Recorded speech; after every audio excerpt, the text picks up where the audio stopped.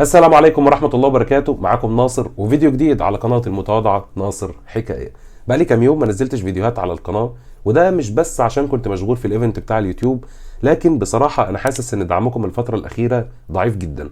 عايز بس اقول لحضراتكم على حاجة، ان اللايكات اللي انتوا بتعملوها على الفيديوهات بتفرق معايا جدا جدا جدا، بتفرق معايا نفسيا بجد، وبتديني مسج قوية بتقول لي كمل، انت ماشي صح وانت بنستفاد من الفيديوهات اللي انت بتنزلها. فكل اللي انا طالبه من حضراتكم يا ريت دعمكم يرجع مرة تانية واشوف لايكات حضراتكم الكتيرة جدا. النهارده فيديو مهم، فيديو ان شاء الله هيخليكم لوحدكم تنشروه في كل مكان من غير ما نطلب منكم. فيلا نصلي على النبي عليه افضل الصلاه والسلام ونبدا في الكلام على طول. احد الاصدقاء بعت لي فيديو على الفيسبوك لفتاه امريكيه مطربه مشهوره جدا جدا جدا في الوطن العربي، اكتر ما مشهوره في امريكا بلدها الام. الفتاه دي اسمها جينيفر جراوت. ليه مشهوره في الوطن العربي اكتر ما هي مشهوره في بلدها؟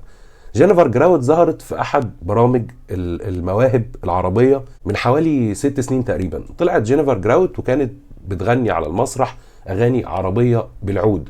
طبعا الموهبه هنا هو ان جينيفر جراوت ما بتتكلمش عربي، وان هي بتتكلم انجليش وما بتجيتش اللغه العربيه، لكن ادت الاغنيه على المسرح بشكل كويس جدا. ده اللي خلاها تنتشر بشكل كبير في الوطن العربي اكتر ما هي منتشره في امريكا.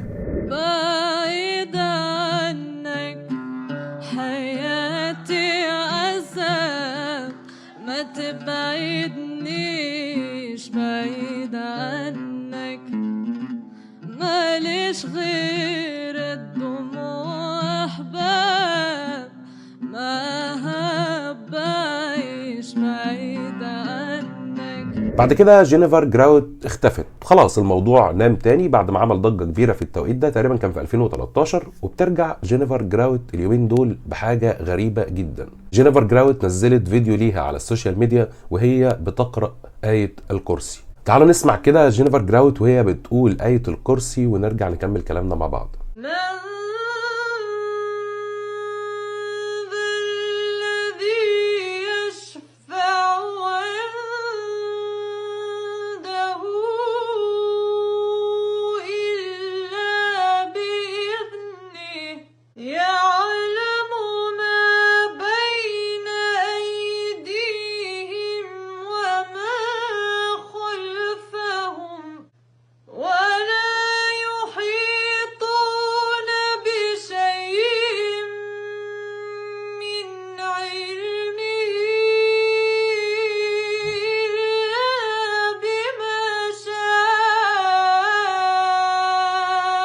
زي ما حضراتكم شفتوا كده او سمعتوا الصوت الملائكي بجد اللي كان بيتلو القرآن الكريم، صوت جميل جدا، صوت عذب قوي، صوت يجيد الكلام. طبعا انا مش رجل دين فاكيد ما اعرفش هل في اخطاء في اللي هي بتقوله او لا، ولكن الصوت بجد بيدخل جواك قوي وانت بتسمعه.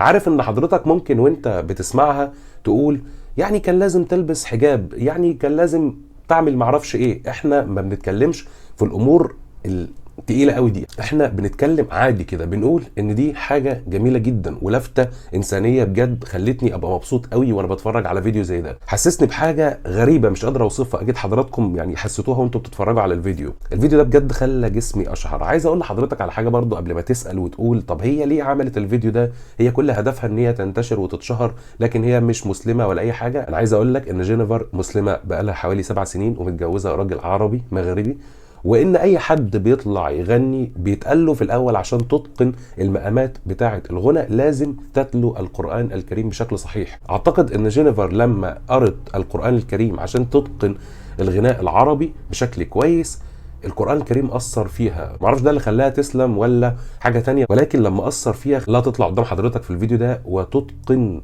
قراءة القرآن الكريم زي ما انت شفت. الفيديو ده من اهم الفيديوهات اللي انا شفتها في حياتي، وكان لازم ان انا اعمل فيديو واجيبه لكم هنا عندي في القناة. زي ما قلت لحضراتكم كده في البداية ان الفيديو مش محتاج ان انا اقول لكم انشروه في كل مكان، انتوا لوحدكم هتلاقوا نفسكم دوستوا كده على زرار المشاركة او الشير ونشرتوا الفيديو في اماكن كتيره جدا، واكبر عدد من الناس شافوا واكبر عدد من الناس اخدنا من وراه ثواب بسبب الفيديو ده. اللي وصل معايا للدقيقه دي صلى على النبي عليه افضل الصلاه والسلام، وقول لي في الكومنتات ان انت وصلت معايا للدقيقه دي. بشكر حضراتكم ويا رب ما كنتش طولت عليكم. كان معاكم ناصر، السلام عليكم.